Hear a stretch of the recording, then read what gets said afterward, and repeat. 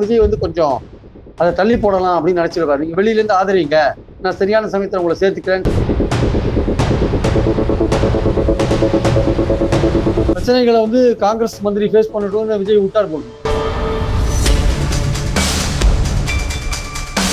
விஜய் தூய சக்தின்னு சொல்லிட்டாரு. தூய சக்தி மறுபடியும் இந்த மாதிரி எல்லாம் ஊழல் சக்தியை சேர்த்தா என்ன இருந்து விஜய் வந்து இவங்களுக்கு அமைச்சரவையில பதவி கொடுக்கறத தள்ளி போட்டான்னு வச்சுக்கோங்க, அப்போ வேலுமணி குரூப் கரையறதுக்கான வாய்ப்பு இருக்கு. ஏன்னா இங்க அமைச்சரவையில சேர்றதும் டிலே ஆகுது, நீங்க போட்டி பொதுக்குழு கூட்டுறதுக்கும் டிலே ஆச்சுன்னா ஆளுங்க உங்ககிட்ட இருந்து ஆளுங்க கரைஞ்சிட்டே இருப்பாங்க.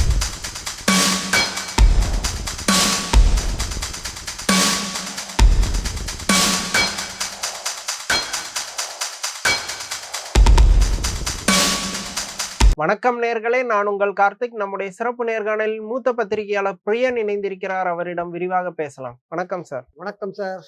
சார், இப்போ அதிமுக அந்த சிவிஎஸ் ஃபேக்ஷன் வந்து இவங்க கூட அமைச்சரவையில் பங்கேற்பாங்கன்னு சொல்லி செய்திகள் வந்துச்சு. ஆனால் கடைசி நேரத்தில் அவங்களுக்கு இடம் இல்லை. இனிமேல் சேர்க்கப்படுறதுக்கான வாய்ப்பும் இருக்க மாதிரி தெரியல. என்ன காரணம் அவங்களுக்கு இடம் கொடுக்காததுக்கு? அவங்க இப்ப திருசங்குல நிக்கிறாங்க, அந்தரத்துல தொங்குறாங்க. இப்போ வேற வழி இல்லை. அதாவது அவங்கள பொறுத்த மட்டும் விஜய்க்கு என்ன பிரச்சனைனா, அவங்கள நீக்க சொல்லி, அவங்க 25 பேரை நீக்க சொல்லி சபாநாயகர்கிட்ட இவர் ரெப்ரசன்டேஷன் கொடுத்துருக்காரு. யாரு? பழனிசாமி தரப்பை நீக்க சொல்லி அவங்க ஒரு ரெப்ரசன்டேஷன் கொடுத்துருக்காங்க, சிவி சண்முகம், வேலுமணி. அதுல வந்து சபாநாயகர் டிசிஷன் எடுக்காது இழுத்தடிக்கிறாரு. எவ்வளவு நாள் இழுத்தடிப்பார் சொல்ல முடியாது. குறைஞ்சபட்சம் 3 மாசம் இழுத்தடிக்கிறதுக்கான வாய்ப்பு இருக்கு. அதுக்கப்புறம் இழுத்தடிக்கலாம். சுப்ரீம் கோர்ட் டைரக்ஷன் படி எக்ஸப்ஷனல் சர்க்கம்ஸ்டான்சஸ்ல அதுக்கப்புறமும் இழுத்தடிக்கிறதுக்கான வாய்ப்புகள் இருக்கு. அப்போ இந்த முடிவு எப்போ எடுப்பாரு? அந்த முடிவு எடுக்காத போது இவங்களை அமைச்சரவையில் சேர்க்கிறது சரியா வருமா அப்படின்ற ஒரு கேள்வி இருக்கு. அதனால விஜய் வந்து கொஞ்சம் அதை தள்ளி போடலாம் அப்படின்னு நினைச்சிருப்பாரு. நீங்க வெளியில இருந்து ஆதரிங்க, நான் சரியான சமயத்தில் உங்களை சேர்த்துக்கிறேன்னு சொல்லலாம். ஆனால் இவங்க எல்லாமே பதவிக்காக தான் வந்தவங்க. ஏதோ நாங்க கட்சியை காப்பாற்ற போறோம், எடப்பாடி வந்து திமுக ஆதரவோட அமைச்சரவை அமைக்க பார்த்தாரு, அதான் வெளில வந்தோம் அப்படின்னு சொன்னா கூட, அங்க நீங்க கட்சிக்குள்ளேயே இருந்து அவரை எதிர்த்து நின்று அவரை பதவியிலேருந்து தூக்குற வழியை பாக்குறத விட்டுட்டு இப்ப நீங்க வெளியில வந்துட்டீங்க, அவருக்கு ஒரு வாய்ப்பை கொடுத்துட்டீங்க. அவர் என்ன பண்ணுவார்? இப்போ உங்களுக்கு இங்க அமைச்சரவையில இடம் இல்லைன்னா உங்க ஆட்கள்லாம் கொஞ்சம் யோசிப்பாங்க, நம்ம இங்க தொடர்ந்து இருக்கலாமா வேண்டாமா, எடப்பாடிட்டே போயிடலாமான்னு. அப்போ விஜய் வந்து இவங்களுக்கு அமைச்சரவையில பதவி கொடுக்கறத தள்ளி போட்டான்னு வச்சுக்கோங்க, அப்போ வேலுமணி குரூப் கரையறதுக்கான வாய்ப்பு இருக்கு. ஒருத்தரா அங்க எடப்பாடி பக்கம் போறதுக்கான வாய்ப்பு இருக்கு. நம்ம எதுக்கு இங்க வந்தோம், நம்ம கிடைக்குமா இல்லையான்னு தெரியலையே, நம்ம இருக்கிற பதவி போயிடும் போல இருக்கு. இப்ப வேலுமணி குரூப்புக்கு என்ன பிரச்சனைனா, 32 பேரை சேர்க்கறது ரொம்ப கஷ்டமா இருக்கு. அவங்க 25 பேர் 24 பேரோட நிக்கிறாங்க. 32 பேர் வரமாட்டேன்னாங்க. 32 பேர் வந்தா ஒரேடியா சேர்ந்துடலாம், தாவேக்காவே மாறிடலாம் நினைக்கிறாங்க. அது 32 பேரும் வரமாட்டேன்றாங்க. அதனால சிக்கல் என்ன பண்றாங்க, இந்த சிக்கல்ல வந்து சபாநாயகர் முடிவெடுக்கிறதுக்கு தாமதப்படுத்துறாரு.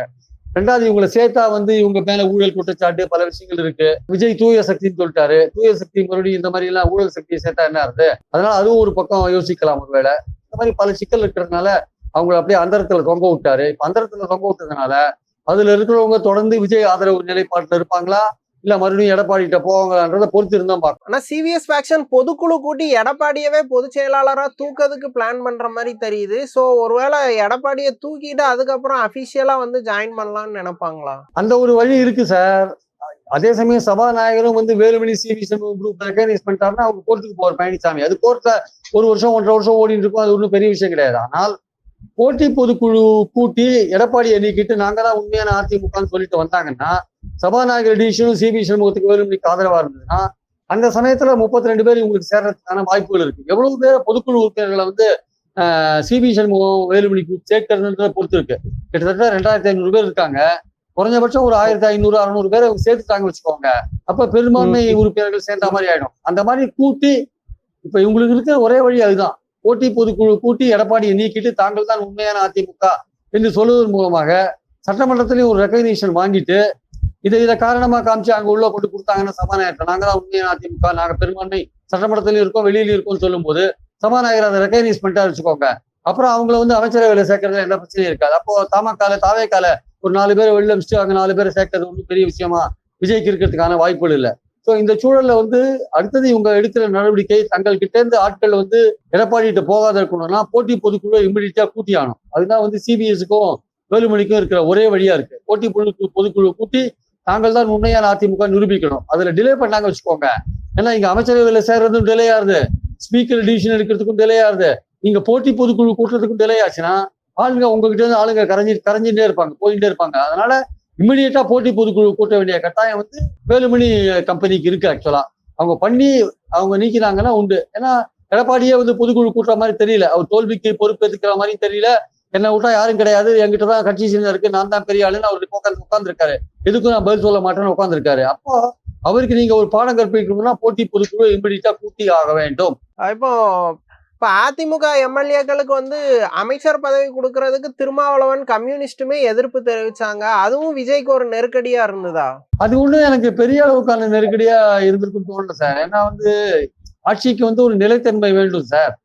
திரும்ப இவங்களெல்லாம் சேர்த்தா கூட 115 பேர் தான் வருவாங்க. அப்புறம் சிபிஎம் வெளியில இருப்பாங்க. ஸோ அது வந்து ஒரு ஊசலாட்ட தன்மையை தான் பிரதிபலிக்கும். அதனால கட்சி வந்து இன்னொரு 15-20 பேர் மேல இருந்தாங்கன்னா கட்சி வந்து ஒரு நிலைத்தன்மையோட இருக்கும் அப்படின்ற ஒரு நம்பிக்கை மக்களுக்கு வரும் ஆக்சுவலா. அதனால ஒரு லாங் ரன்ல பார்க்கும்போது அந்த மாதிரி ஆட்களை வர்றதுதான் விஜய் விரும்புவார். அதுக்கு காலப்போக்கில் வந்து இவங்களை சமாதானப்படுத்துவார். திருமாவளவனையும் ஐயூஎம்லையும் சமாதானப்படுத்தி சிபிஎம்மையும் அவங்க வெளியில இருந்து ஆதரிக்கிறாங்க, சமாதானப்படுத்துறதுக்கான வாய்ப்பு இருக்கு. இல்ல அந்த அதிமுகலயே ஊழல் சம்பந்தப்படாதவங்க, ஊழல் வழக்குகள் இல்லாதவங்களா பார்த்து உள்ள சேர்க்கறதுக்கான வாய்ப்புகள் கூட இருக்கு. அது மாதிரி கூட பண்ணலாம். ஆனால் சிவி சண்முகமோ வேலுமணி அதுக்கு ஒதுப்பாங்களா தெரியாது. அதனால அதுவும் ஒரு காரணமா இருக்கலாம். அவங்க ஊழல் ஆட்களா இருக்காங்க, திருமாவளவன் ஒத்துக்க மாட்டேன்றாரு, சரி நம்ம இதோடயே போலாம், நம்ம ஒரு செக்யூலர்ன்ற ஃபேஸை காமிக்கலாம். நம்ம அந்த செக்யூலர் மதச்சார்பற்ற சக்தி திமுகவுக்கு பதிலாக தான் மதச்சார்பற்ற சக்தியா உருவாயிருக்கும், நம்மளை நோக்கி திமுக கூட்டணி கட்சியில வந்துடுச்சு, ஸோ அந்த இமேஜை நம்ம மெயின்டைன் பண்ணிட்டு போலாம்னு அந்த ஐடியால கூட இருக்கலாம். ஒரு 6 மாத காலம் இதை ஓட்டலாம், எப்படியே ஓட்டலாம், அதுக்குள்ளேயும் இந்த அதிமுக உறுப்பினர்கள் பத்தின விஷயம் எல்லாம் ஓரளவுக்கு செட்டில் ஆகும், அதுக்கப்புறம் நம்ம முடிவு பண்ணிக்கலாம்னு விஜய் நினைக்கலாம் ஒரு வேளை. ஆனால் அவருக்கு நிரந்தரமான ஒரு ஆதரவு அப்படின்னா இந்த அதிமுக பிரிந்து வந்த குழு இருக்குல்ல, அது வந்து சேர்த்தாதான் நிரந்தரமான ஆதரவா உருவாகும். விஜய் வந்து வெறுமனே அமைச்சரவை ஃபார்ம் பண்றது மட்டும் இல்லாம திமுகவையும் அதிமுகவையும் பலவீனப்படுத்திடணும் அப்படிங்கறதுலயும் ஒரு கான்சியஸா இருக்காரா? கண்டிப்பா. அவங்க 2 பேரும் அதிமுகவை மற்றும் சிலர் மற்றும் பலர் தான் வச்சிருக்காரு. அதுல வேற பாதி பிளவு விட்டு போயிடுது. திமுகவை தனிமைப்படுத்தணும்னு நினைச்சாரு, திமுகவை கிட்டத்தட்ட தனிமைப்படுத்திட்டாருன்னு தான் பாக்குறோம். நம்ம எந்த கட்சியும் இப்ப அங்க இல்ல, எக்ஸப்ட் தேமுதிக. அவங்களையும் நம்ப முடியாது, அவங்க என்னைக்கு வேணா யாரும் வேணா போவாங்க. அவங்க கமலஹாசன் அவருக்கு ராஜ்யசபா வாங்கிட்டாரு, இனிமே அவர் எந்த இடத்துல நிற்பார் சொல்ல முடியாது. அதனால அவங்களும் தேமுதிக ராஜ்யசபா வாங்கிட்டாங்க. இனிமே எல்லாமே அஷ்டகுலத்தாரு நீர் பறவைகள் மாதிரி எங்க தண்ணி இருக்கோ அங்க அதை பார்த்து பறவை போற மாதிரி போயிட்டே இருக்க வேண்டியதுதான். ராஜ்யசபா வாங்கிட்டாங்க ஜாலியா 2 பேரும். இனிமே அவங்களுக்கு எந்த பிரச்சனையும் இல்லை. காங்கிரஸும் ராஜ்யசபா வாங்கியாச்சு. இதுல கடைசியா ஏமாந்து நிக்கிறது திமுக தான் சார். திமுகவோட இனிமேல் எதிர்கட்சி அரசியல் பண்றதுக்கான வாய்ப்புகள் எவ்வளவு இருக்கு? இப்போ அவங்களோட கூட்டணி கட்சிகள் எல்லாமே இந்த பக்கம் இருக்கிறாங்க. சோ அவங்க ஒரு டஃப் பேஸ்க்கு போயிட்டாங்களா திமுக? இப்ப எதிர்கட்சி அரசியல் பண்றது விஜயோட செயல்பாடுகளை பொறுத்து இருக்கு. அவரோட செயல்பாடுகள் இப்ப நாட்டுல சட்டம் ஒழுங்கு பிரச்சனை வராதியா இருக்கும், எல்லா ஆட்சியிலையும் வரதான் செய்யும். இங்க பெண்கள் கற்பழிப்பு சம்பவங்கள், பாலியல் வன்கொடுமை எல்லாம் சமூகத்தில் நடக்கதான் செய்யும். கொலைகள் ஏற்கனவே தினகரன் வந்து ஒரு பெரிய அறிக்கை விட்டாரு, ஏகப்பட்ட கொலைகள் நடக்குது, அதெல்லாம் நடக்கதான் செய்யும். அதெல்லாம் சொல்லிதான் திமுக ஆட்சி மேல கடுமையான விமர்சனங்கள் இங்க வச்சுங்க ஆக்சுவலா. அதனால அவருடைய செயல்பாடுகள் பிளஸ் நாட்டுல நடக்கிற பல விஷயங்கள் இதெல்லாம் திமுக எப்படி ஹேண்டில் பண்ணுது, அது எதிர்கட்சியா எப்படி ஹேண்டில் பண்ணுது பொறுத்துதான் திமுகவுடைய வளர்ச்சி இருக்கும். அதுவும் உதயநிதி குறிப்பா எப்படி ஹேண்டில் பண்றாரு, சட்டசபைக்குள்ள எப்படி ஹேண்டில் பண்றாரு, சட்டசபைக்கு வெளியில எப்படி ஹேண்டில் பண்றாரு பொறுத்தா அது இருக்கிறத நம்ம பாக்குறோம். நம்ம கடந்த ஸ்டாலினோட ஆட்சியில வந்து தொடர்ந்து உயர்கல்வித்துறைக்கும் கவர்னருக்கும் தொடர்ந்து பிரச்சனைகள் இருந்துட்டே இருந்தது. மாணவர்கள் டிகிரி கொடுக்கிற விழாக்கள்ல கூட பிரச்சனை நடந்துச்சு. வைஸ் சான்சலர் நியமிக்க முடியாம பிரச்சனை இருந்துச்சு, நிறைய இருந்துச்சு. இப்போ காங்கிரஸ் எம்எல்ஏ இப்ப அமைச்சர் ஆகுறாரு, அவர் அந்த இஷ்யூ அந்த அளவுக்கு சமாளிச்சிருவாரா? ரொம்ப கஷ்டம் சார், சேலஞ்சிங்கா இருக்கும். ஏன்னா அந்த விசி அப்பாயின்மெண்ட்ல வந்து கவர்னர் சொல்றபடிதான் நடக்கணும் அப்படின்னு இருக்கு. இவங்க வந்து ஒரு மசோதா போட்டாங்க, மசோதாவை வந்து சுப்ரீம் கோர்ட் அதோட ஸ்பெஷல் அதிகாரத்துல நிறைவேற்றினாங்க. அதை சேலஞ்ச் பண்ணி இன்னொரு குறுக்கு சாலை ஓட்டுற மாதிரி இன்னொரு விஷயம் கோர்ட்ல பெண்டிங்கா இருக்கு. அதை இன்னும் டீட்டெயிலா போனா அது வேற மாதிரி போகும் ஆக்சுவலா. அதனால வந்து கோர்ட்ல உச்சநீதிமன்றத்துல மறுபடியும் அது பெண்டிங்கா இருக்கு. கவர்னர் தன்னோட அதிகாரத்தை விட்டு கொடுக்க மாட்டேன்றார். இப்ப இருக்கிற கவர்னரும் கிட்டத்தட்ட ரவிமார் தான், அவரும் ஆர்எஸ்எஸ் காரர் தான். இப்ப இருக்கிறவரும் அவரும் அந்த அதிகாரத்தை விட்டு தர மாட்டார் விசி அப்பாயின்மெண்ட்ல. அதனால இவருக்கு ரொம்ப சிக்கல் வரும். யாருக்கு, விஸ்வநாதனுக்கு வந்து அதை சமாளிக்கிறது ரொம்ப கஷ்டமா இருக்கும்.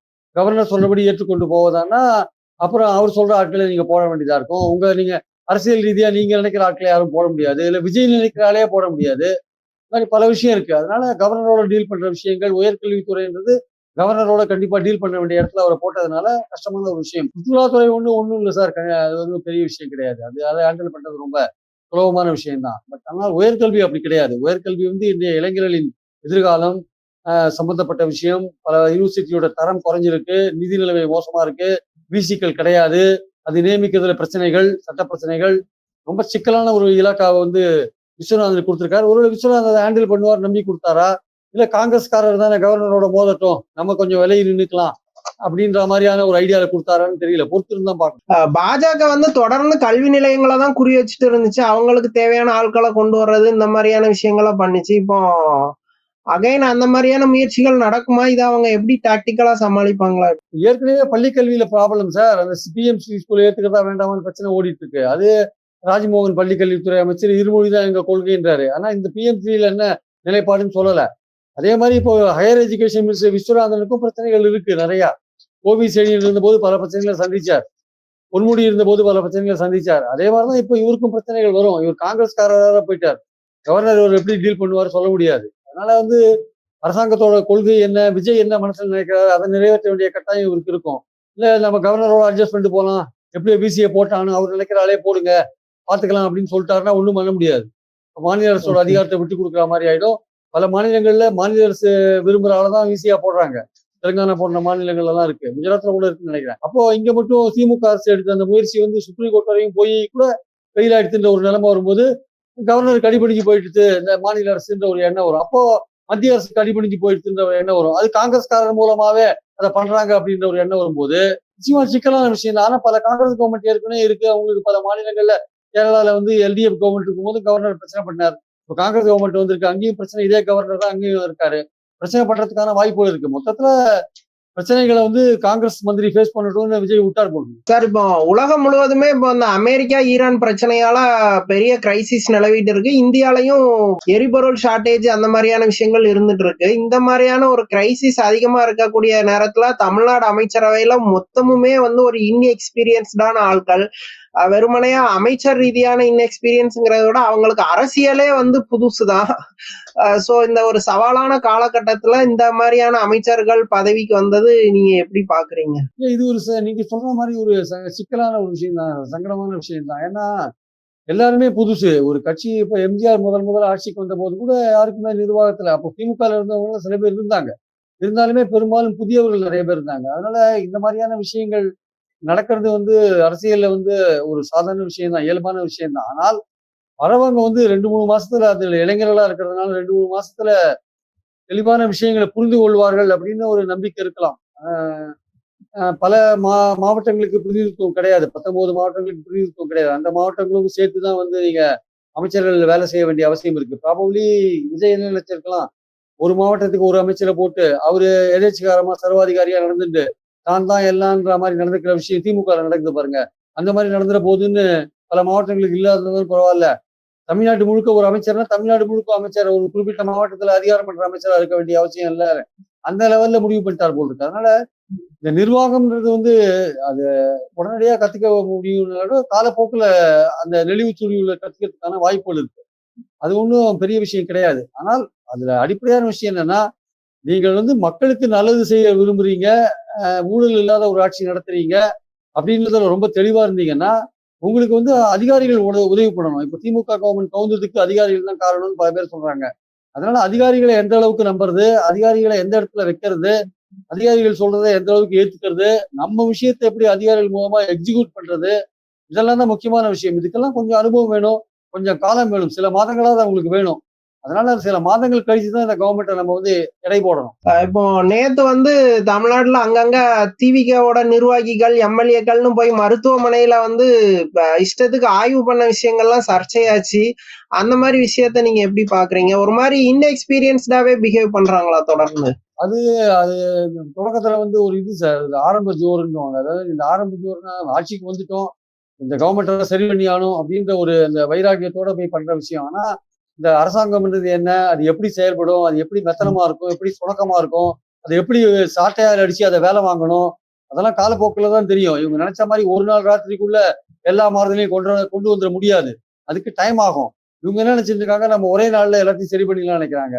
ஆனா இவங்க இந்த மாதிரி போய் பண்ணும்போது என்ன ஆகும்னா, சில சமயம் என்ன ஆகும்னா அது வேற மாதிரி எதிர்மறையான விளைவுகளை கொண்டு போகும். ஆக்சுவலா ஒண்ணுமே தெரியாதவங்க, அதிகாரத்துல சம்மந்தம் இல்லாதவங்க எல்லாம் வந்து நிர்வாகத்துல வந்து தலையிட்டாங்கன்னா அது வேற மாதிரியான ஒரு சுச்சுவேஷன் கொண்டு போகும்.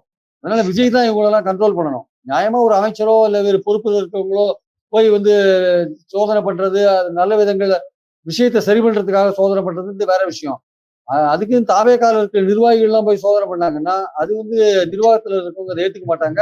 அது பல பிரச்சனைகளை உருவாக்கும். இன்னொன்னு எம்எல்ஏக்களே எல்லாருமே புதுசுங்கிறதுனால இவங்க ஒரு ப்ராப்பரா அவங்களுக்கு இதே தான் பண்ணணும், இதே தான் பண்ணக்கூடாதுன்னு ஒரு தெளிவான கைடன்ஸ் கொடுத்துருக்கணுமா? அந்த மாதிரியான விஷயங்களை இவங்க செய்ய தவறுறாங்களா? சார் முதல்ல இந்த எம்எல்ஏக்களுக்கு ஓரியன்டேஷன் கோர்ஸ் நடத்தணும் சார். அட்வொகசி ஆங்கிலத்தை சொல்றதுன்னா அவங்க சட்டமன்றத்தில் எப்படி நடந்துக்கணும், சட்டமன்ற விதிகள் எப்படி இருக்கு, நிர்வாகத்தில் எப்படி நடந்துக்கணும், அதிகாரிகள்ட்ட எப்படி மூவ் பண்ணணும், உங்க ஏரியா சம்பந்தப்பட்ட விஷயங்கள் எப்படி நீங்க பிரச்சனையை தீர்க்கணும், பொதுமக்கள் பிரச்சனையை எப்படி அதிகாரிகள் கவனத்துக்கு கொண்டு போகணும், அதிகாரிகள் செய்யலைன்னா அவங்களை எப்படி டீல் பண்ணணும், இதெல்லாம் அவங்களுக்கு சொல்லித் தரணும். இந்த தாவேக்கா எம்எல்ஏக்களுக்கு சொல்லித் தரணும். சொல்லித் தரத்துக்கு யார் அங்க இருக்கா?